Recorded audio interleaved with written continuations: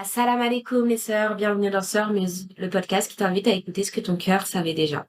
Ici, on parle cheminement, doute, élan du cœur, victoire, échec et remise en question.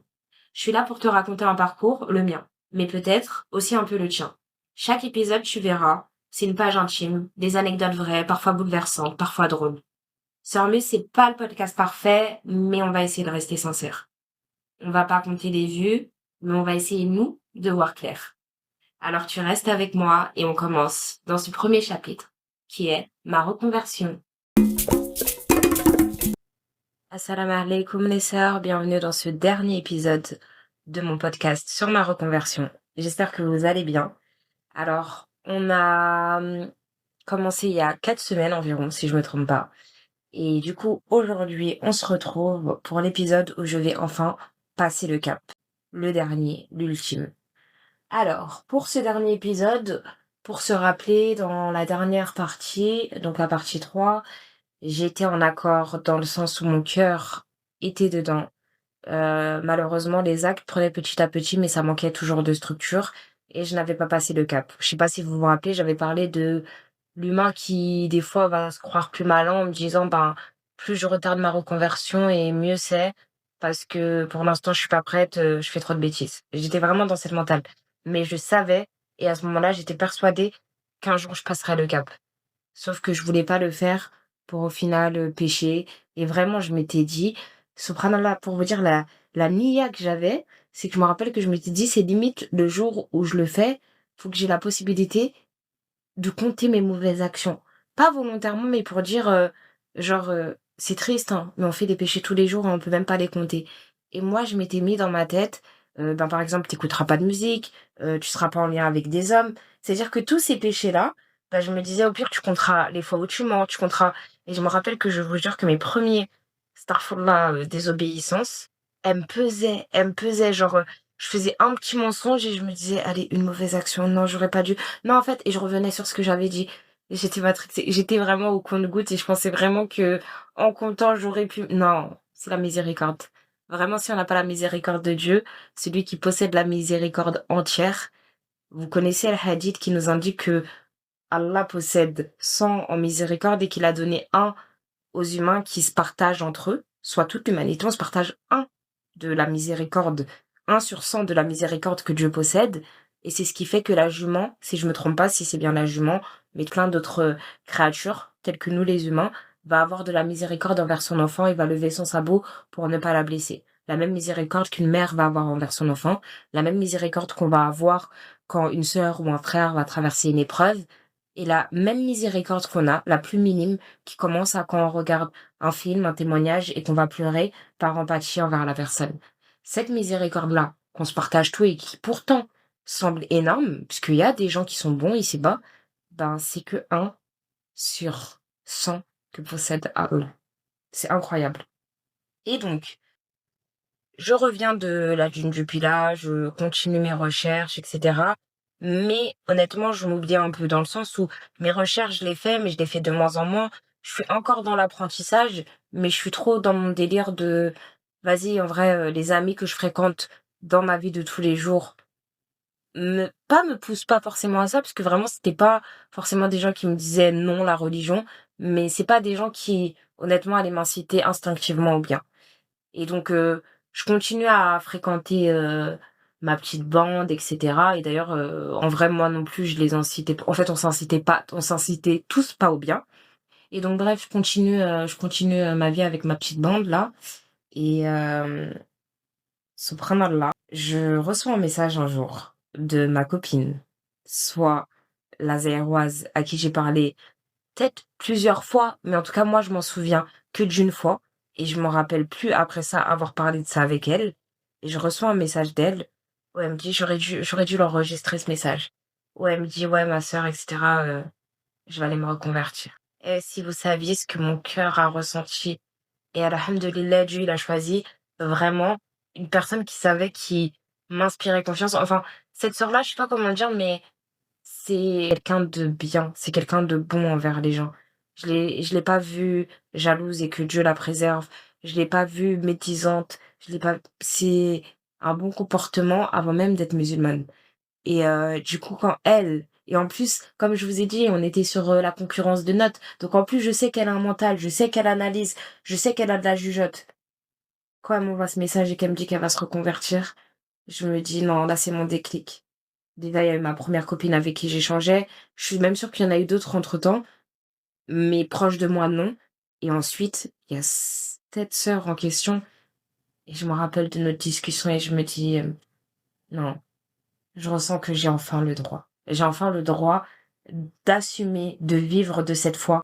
Je réalise même que, vous savez, je me rappelle que mes premières prières, parce que mes premières prières, rappelez-vous, je n'étais pas musulmane.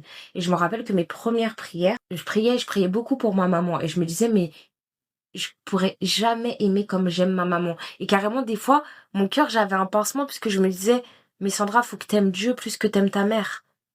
Et ben, aujourd'hui, c'est tellement une évidence. Et c'est pas parce que j'aime moins ma mère. Au contraire, je pense que je l'aime plus et que je l'aime mieux.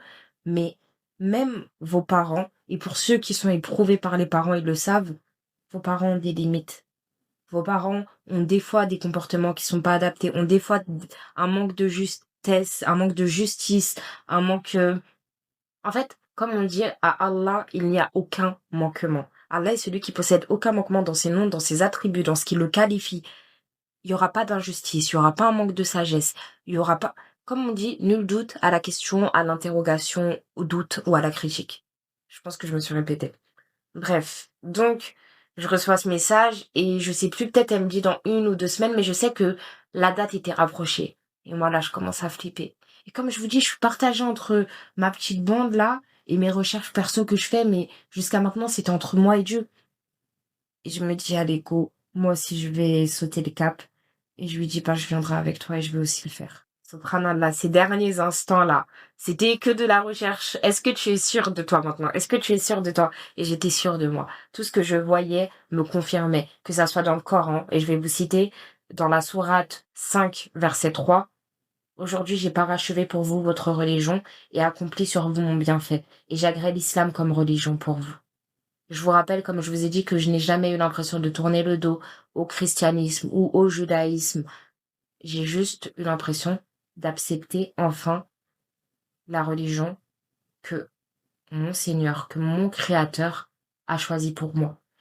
Et ce que je vais dire, ça peut choquer beaucoup de gens, surtout que ces temps-ci, vous voyez qu'on voit sur les réseaux beaucoup d'affronts entre tout ce qui est couleurs différentes, tout ce qui est race, coutume, que ça soit les Maghrébins entre eux, les Renois entre eux, les Maghrébins contre les Renois, les Blancs contre eux. Bref, voilà, ça va dans tous les sens, honnêtement. De la même manière qu'il y a écrit, j'ai parachevé pour vous votre religion et accompli sur vous mon bienfait, dans le sens où Allah, il nous dit que l'islam est la bonne religion. Si Allah avait écrit je déclare que vous êtes des esclaves, en fait, c'est de la soumission à un point où tu ne réfléchis pas au pourquoi, tu sais juste que c'est la vérité. Et c'est quand tu vas adopter cette vérité-là que tu peux comprendre la sagesse. Mais si tu es juste dans de l'analyse, dans chercher des trucs qui vont chercher des erreurs, des choses à contrer ou quoi qu'est-ce, tu peux passer toute ta vie, mais comme tout le monde, tu finiras par partir et tu finiras par partir toujours sur des doutes et des interrogations. Je voulais et je me devais de passer le cap. Donc, je suis partie à la mosquée avec elle. Je me rappelle à cette époque, la mosquée elle était fermée, donc ça se passait dans des tentes, façon tente pour hommes, tente pour femmes. Et du coup, je me rappellerai. Subhanallah, comme je dis des fois, Allah, c'est comme s'il prenait en photo des moments, il vous les fiche dans votre cerveau. Et c'est limite, vous vous rappelez même de l'odeur qu'il y avait ce jour-là. Et donc, je me rappelle. Attendez, parce que là, je peux pleurer. J'ai très rarement raconté cette journée-là. Autant parler de la réflexion, etc., c'est quelque chose de facile. Mais cette journée-là, c'était incroyable. Et donc, je me rappelle que je récite, que j'atteste. Et subhanallah, ce qui se passe dans mon cœur. Et je pense que tout reconverti qui est convaincu, il ressent à ce moment-là une renaissance. Vous voyez, un malade, quand il guérit, il sent la guérison. C'était similaire. Et je me rappelle que l'imam va faire le tour de table, entre guillemets, et il va dire Si vous avez des conseils à donner à vos sœurs, vos jeunes sœurs reconverties, etc., sur la foi, l'apprentissage, n'hésitez pas. Et donc, t'en as deux, trois qui prennent la parole en disant, je vous conseille ça, je vous conseille ça. Et je me rappelle que la première qui s'était reconvertie, du coup, elle était là. Donc, elle aussi, elle est venue ce jour-là. Et elle m'a dit spécifiquement. De toute façon, je sais au fond que c'est à moi qu'elle s'adressait. Et comme rappel, elle fait le rappel sur la fréquentation. Et vous verrez que toute ma vie, depuis le premier jour où j'ai entendu ce rappel-là, je me suis dit, c'est un rappel. Si Dieu il a choisi qu'il vienne ce jour-là, c'est soit tu l'écoutes, soit ça te nuira. Et vous allez voir qu'à chaque fois, puisque au fur et à mesure de l'évolution de ce podcast, vous verrez certaines épreuves, anecdotes, comme je le dis dans l'introduction. Et vous allez constater que ce rappel-là, si je l'avais écouté le jour de ma deuxième naissance, entre guillemets, je me serais évité plein de pépins que j'ai pu avoir par la suite, etc. Aujourd'hui, alhamdoulilah, la seule chose que je regrette dans toutes mes erreurs, c'est ma désobéissance envers Dieu. Mais je prends les leçons, et c'est les leçons, Inch'Allah, qui feront que je retombe plus dans les mêmes erreurs. Je sais pas si vous avez tout écouté le podcast que j'ai fait avec une sœur, mais si c'est pas le cas, dedans je dis quelque chose de très très important et quelque chose sur laquelle je suis convaincue. Dieu, c'est le maître de tout. C'est comme si demain vous êtes dans une salle de classe et on vous l'a déjà dit, si vous avez déjà les questions, normalement vous avez les réponses et nous, on a les questions qu'on aura dans la tombe. De la même manière que Dieu nous a donné les questions, Dieu nous donne des épreuves tout au long de notre vie. Je suis persuadée que les gens qui ne réussissent pas à passer les épreuves sont bloqués à la même épreuve. Par exemple, tu es en sixième, tu n'arrives pas à passer en cinquième, comme dans le cycle de la vie. Tu rates ton épreuve, tu vas rester toute ta vie éprouvé par le même genre de situation. Si par exemple, tu es trop faible d'esprit, toute ta vie, ça va être des gens qui vont venir et qui vont te marcher dessus. Si tu es dépendante affective et que tu donnes tout à des hommes, à chaque fois, tu vas tomber sur des hommes qui vont venir et qui vont t'éprouver de la même manière jusqu'à que soit tu cherches le réconfort auprès de Dieu au lieu de le chercher auprès d'un homme, ou tu te renforces, ou toi-même tu deviens méchant. Mais je veux dire, si tu mets à chaque fois les mêmes réponses à l'examen, c'est le même examen que tu auras. Et tandis que à côté, tu as des gens qui évoluent, qui passent des étapes différentes. Tu vois un développement, tu vois une évolution. Et tu apprécies le parcours. Et pourtant, cette personne continue à être éprouvée, mais des épreuves différentes. Parce qu'elle passe des steps différents. Je rentre chez moi après ce jour-là, donc on profite. Pour moi, c'est vraiment un moment fort. Je fais mon attestation de foi. C'est, comme je vous dis, incroyable. Et je rentre chez moi ce jour-là avec, du coup, mon jilbab dans mon sac caché. Et je me dis, je vais pas du tout le dire à ma mère.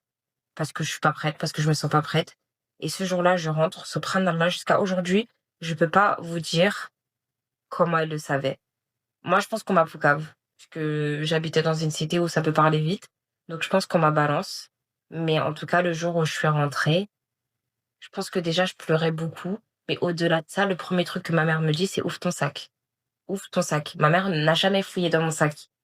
Et donc, quand j'ouvre mon sac, elle voit le Jilbab. Elle est pas très contente. Je me rappelle, je vais dans ma chambre, je me dis, Dieu, première épreuve déjà comme ça. Mais Dieu, il éprouve qui il aime, la vérité. Et donc, ça a été compliqué au début. Vraiment. Je me rappelle, je faisais ma prière et alhamdoulilah, j'ai pas eu une maman qui en mode tu vas pas prier interdit sous mon toit.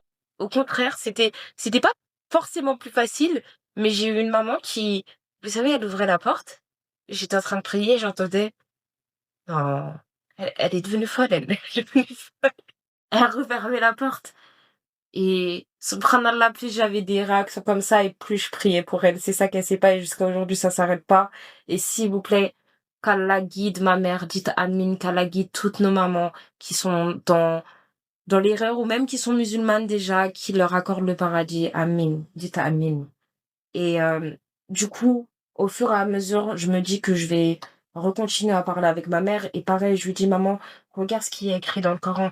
Dites, donc là c'est dans la sourate Bakara, El-Bakara 2, verset 136.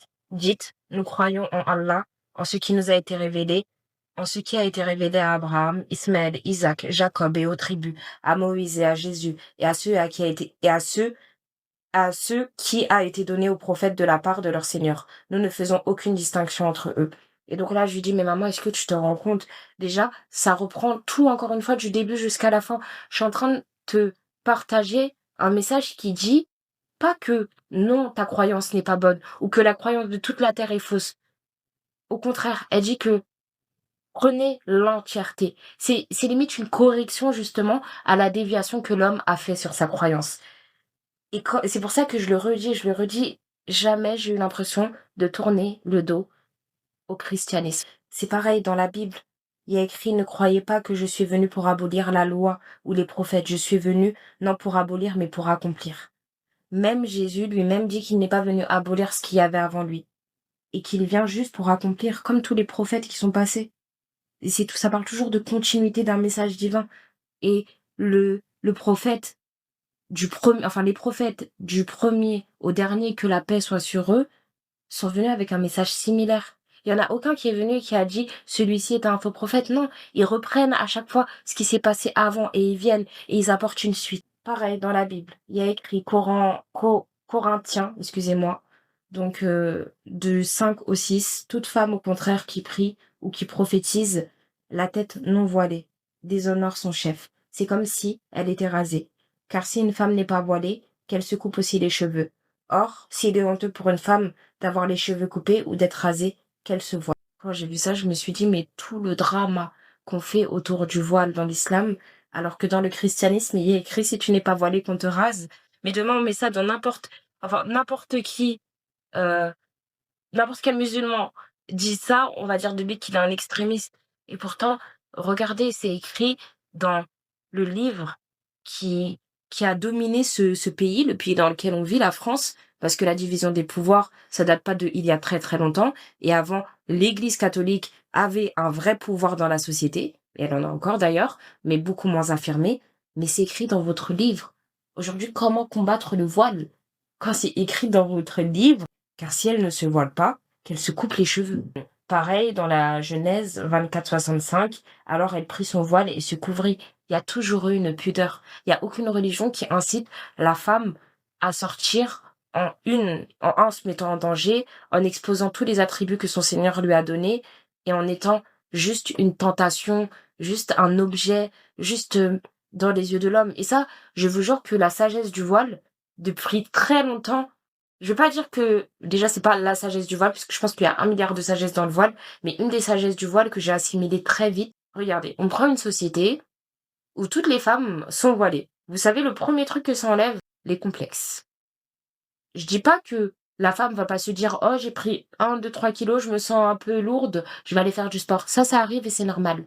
Mais vous voyez l'exposition aujourd'hui sur les réseaux, la multiplication de personnes qui se ressemblent, parce que la mode, c'est la même chose, soit les cheveux très lisses, soit les cheveux hyper bouclés, mais toujours très, très poupée Barbie. Je sais pas si vous voyez, sur les réseaux, beaucoup de meufs se ressemblent, que ça soit les maghrébines entre elles, que ça soit les noires entre elles, que ça soit... En fait, quand tu vas suivre la tendance et que tu vas suivre la mode, ben on vise à quasi toutes se ressembler et à se concurrencer dans des critères de beauté qui n'ont rien de naturel. Le voile, c'est la sobriété, c'est la pudeur. Tu vas sortir, tu vas pas voir ta copine qui a la dernière chaussure que toi tu peux pas t'acheter, ta copine qui est allée faire le BBL que toi tu rêves mais que t'as pas pu faire, et je peux en faire plein comme ça. Je peux en faire plein comme ça. Mais pour moi, vraiment, le voile, ça protège au niveau des complexes des femmes, ça protège les hommes au niveau de la tentation. Je vais vous raconter une histoire. Je sais pas, je sais plus qui me l'a raconté, mais je sais que c'est, en gros, l'histoire d'un homme qui va voir son père et qui lui dit, je sais pas si c'est religieux ou pas, mais je crois. En tout cas, bref, il va voir son père et son père qui est jardinier et il lui dit, ma femme fait que se plaindre, que je lui donne pas assez d'attention, alors que quand je rentre, moi, je suis fatiguée, etc., etc. Le père lui dit, viens, on va dans le jardin. Il prend un tuyau d'arrosage et lui dit, regarde, le tuyau d'arrosage, c'est toi, et ta femme, c'est la fleur que je vais arroser au bout de ce tuyau d'arrosage. Il lui dit, maintenant, dis-moi, puisque tu me dis que ta femme, en plus, elle est jalouse, donc dis-moi, toutes les femmes autres que ta femme, qui ne sont pas des femmes sous ta tutelle ou qui font partie de ta famille que tu fréquentes. Et là, il dit, bon, j'ai ma collègue Pamela, j'ai mon amie Laetitia, bref. Et plus il dit des gens, et plus le jardinier, qui est son père, fait des trous dans l'arrosoir. Et au final, il lui dit, regarde, toi qui es l'arrosoir, tu distribues ta source, la source d'eau qui fait que tu dois nourrir, abreuver ta femme, que ça soit par les belles paroles, par les compliments, par les petites douceurs, le comportement. C'est, franchement, la femme, enfin, j'allais dire la femme demande peu, ça dépend quelle femme, mais de nos jours, c'est compliqué de dire ça, mais en temps normal, la femme, elle veut des belles paroles, elle veut être réconfortée, elle veut être rassurée, elle veut être dans une zone de sécurité avec son mari. Pas besoin de prouver, son homme qui sait qui elle est. Donc, tout ça pour revenir à l'histoire et lui dire, regarde, au final, au bout de cet arrosoir, l'eau ne parvient pas à ta femme qui est la fleur, parce que tous les trous, c'est l'énergie que tu donnes à gauche, à droite, à gauche, à droite. Et quand tu rentres chez toi, ben, il y en a plus pour ta femme. Et ça, donc, je reviens à l'exemple du voile, où je dis que un homme, dans une société où les femmes, au minima, se couvrent et sont pas là à exposer forcément tous leurs attributs, bah, il va pas rentrer chez lui en disant, ah, j'ai vu un tel, surtout encore plus s'il baisse les yeux, j'ai vu un tel, elle a les yeux verts, toi t'as pas les yeux verts, un tel, elle a le dos bien cambré, toi tu l'as pas cambré comme ça, un tel, en fait, sa femme est sa référence. Aujourd'hui, même les hommes qui ont marié, ils ont des références sur Internet. Ah, elle, c'est trop je sais pas comment dire ça gentiment ou poliment, mais elle est trop fraîche, on va dire c'est trop ma came. Mais c'est censé être ta femme, ta came. Parce que c'est sa beauté que tu vois tous les jours. C'est sa beauté, c'est cette femme-là qui te permet de la voir tous les jours. Mais tellement aujourd'hui on expose, c'est pas que les femmes, parce que même les hommes, il y a un vrai manque de pudeur en vrai, chez nous tous. On va pas se mentir. Une seule obligation dans l'islam peut couvrir 1 million de sagesse. Et c'est-à-dire que j'ai jamais eu du mal avec le voile parce que très vite et même avant de me dire, «Bon, je vais me couvrir et cetera, je vais essayer d'avoir un peu plus de pudeur», ben, déjà d'une, j'admirais toujours le courage de ces femmes-là, mais au-delà de ça, je vois tellement ce que l'inverse cause comme mal, que ça soit chez les femmes, les hommes, les foyers, les couples mariés, que je me dis, «Ah vraiment si on écoutait, si on écoutait». Mais le nombre de problèmes qu'on éviterait, demain, l'alcool, elle disparaît de cette planète. Vous savez le nombre de femmes qui vont se manger moins de coups, ne serait-ce qu'à la minute, à la seconde où je suis en train de vous parler? Le nombre de viols qu'il y aura en moins, ah, ça va, c'est fort. En fait, si on écoutait, si on était des êtres obéissants envers notre créateur, ça aurait pu même être un paradis ici-bas, entre guillemets, si vous voyez ce que je veux dire. Mais c'est un enfer comme ça, parce que c'est une désobéissance qui est généralisée. Aujourd'hui, inviter au bien, c'est mal vu. Blâmer le mal, t'es quelqu'un de relou, t'es un rabat-joie. Alors que c'est ce que notre religion nous incite à faire. Et au sein même de notre propre communauté, tu vas entendre des musulmans 2.0, ouais, Harry 2.0. Non, en fait. Quand on vous invite au bien, et la dernière fois, j'étais sur TikTok, c'est pareil. Je sais plus, je vois quoi, et je vois dans les commentaires quelqu'un qui dit non, mais les frères, et la personne fait un rappel. Et je vois plein de personnes, dont des musulmans, qui lui disent: «Tu vu, tu vois bien que, le frère, il fait pas des vidéos, en mode sérieux, ça sert à rien de venir avec tes rappels ici». Non, c'est dingue, c'est dingue. On ne sait même plus prendre les rappels. Bref, donc toujours dans la Bible, quand je montre à ma mère, je lui dis: «Eh maman, regarde dans Jean 14, 28, qui a écrit: "Car le Père est bien plus grand que moi"». Maman, c'est 2 personnes différentes. Il y a un chef et il y a un dévoué. Et donc, ma mère, honnêtement, je pense qu'à cette époque-là, je la saoulais. Heu, Elle en a même parlé du coup un peu autour d'elle ou je pense que non. Non, non, non, ma mère, je crois qu'elle le cachait, c'est moi qui l'assumais fièrement et j'en ai parlé du coup un peu autour de moi. Et je me rappelle que j'ai une tante qui encore aujourd'hui est à fond dans l'église. Bah, la même tante que je vous ai parlé dans la première ou deuxième partie avec qui je partais à l'église, qui m'a carrément dit un jour: «Mais jamais tu vas poser ton front au sol pour dire». Là, dans ma tête, je me suis dit: «Ma belle, c'est déjà fait en fait».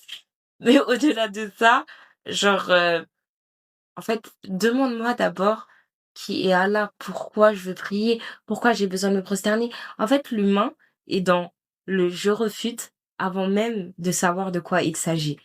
C'est pareil, j'ai une tante que j'aime d'amour, mais ma tante que j'aime d'amour, et d'ailleurs, Oh, comment ça m'énerve. En fait, elle va prendre tous les comportements qu'elle a vus qui ne vont pas, et dès que moi je vais essayer de faire un truc et je vais dire, ben parce que c'est ce que l'islam me dit de faire, ah ben moi je connais un tel, elle fait pas ça. Ah ben moi je connais un tel, vous voyez les un tel là qui font pas ça.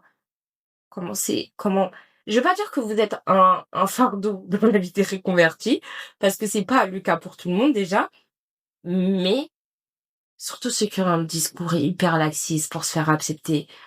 Genre, en fait, nous-mêmes, on ne fait pas ça dans notre propre foyer. C'est-à-dire que oui, on va essayer de mettre les formes, etc., pour pas brusquer, mais on va pas mentir. Si c'est blanc, et si c'est noir, c'est noir. Sauf que toi, dehors, quand elle va te consulter en tant que collègue, tu vas dire non, mais en vrai, c'est gris, c'est les gens qui abusent, ça tu peux le faire, ça tu peux le faire. Et du coup, quand moi j'ai beau venir avec les écrits, ben c'est moi qui suis extrémiste ou qui suis une forceuse, alors que pas du tout. Et ça, c'est vraiment le problème des, je sais pas comment appeler ça, pas musulmans, laxistes, sociétal, je sais pas comment dire ça, mais qui sont vraiment intégristes au niveau de la société.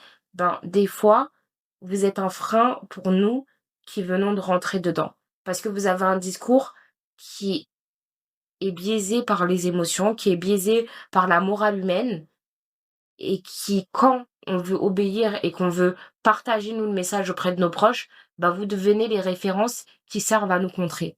Et ça, c'est compliqué. Ça peut être compliqué. Mais après, je peux comprendre que tout le monde a du mal, mais je préfère quelqu'un qui dise, écoute, de base, c'est comme ça, mais moi, je le fais pas bien, j'ai du mal. Comme plein de sœurs, par exemple, qui vont pas mettre leur voile de manière légiférée et qui vont dire, écoute, moi, j'ai conscience de pas le mettre de manière légiférée, j'essaie d'avoir un peu plus de pudeur, etc., etc. Mais de base, il faut le mettre comme la sœur le met. Vous voyez? Déjà, dites-vous que rien qu'en le mettant comme ça peut être difficile des fois pour les sœurs voilées de voir des sœurs en turban, etc. Parce que du coup, ça peut biaiser la vraie obligation et biaiser leur légitimité à elles de se couvrir comme ça. Mais combien de fois encore plus quand certaines filles vont avoir le discours que ah non mais ces meufs-là elles sont dans l'abus, un petit turban ça suffit. Quand on met le turban, on sait très bien que c'est une étape et qu'on espère passer au voile intégral, mais se dire que un turban et par exemple un jean et un petit haut qui tombe à la moitié des fesses, ça suffit, on se ment pas, c'est un cheminement. Je serai pas là et j'espère que aucune, bon malheureusement sur les réseaux ils le font, mais personne ne devrait vous juger en vous disant ah vous êtes hypocrite, enlève ton bout de tissu. Ça c'est de la bêtise, mais vous dire Inch'Allah que tu le mettras de manière légiférée au fur et à mesure du temps, que Dieu te facilite. Ça c'est les bons comportements. Et donc, pour revenir sur ma tante, ben, du coup, toutes les personnes qu'elle a rencontrées dans sa vie sont devenues les références qui servaient à me contrer quand je parlais. Jusqu'au jour où je lui ai dit: «Écoute, j'en ai marre, hein, moi je te parle de foi, je te parle de Dieu et toi tu me parles de» j'ai pas envie de dire de prénom pour, ni handicaper les gens, ni pointer, une communauté plus qu'une autre, mais voilà, tu me parles de Pierre, Paul, Jacques. Moi, je te parle de ce que Dieu a dit. Et ça revient vraiment à la phrase quand vous allez parler à des gens et que vous allez leur parler d'islam et que vous allez leur dire: «L'islam est parfait, mais pas les musulmans», ben, ils vont vous dire: «Ouais, bah, aussi les musulmans». Non, en fait, je suis en train de te parler de la lune. Comme on dit: «Le sage montre la lune, l'idiot regarde le doigt». La lune qui est l'islam, l'idiot regarde le doigt, les musulmans. On n'est pas en train de dire que les musulmans sont parfaits. Les musulmans sont comme toi, sont comme tes ancêtres et sont comme ta progéniture. On est né pécheur, on va mourir pécheur. L'islam, ce que nous enseigne l'islam est parfait. S'il vous plaît, il faut faire le distinguo. Et c'est pas de l'arrogance.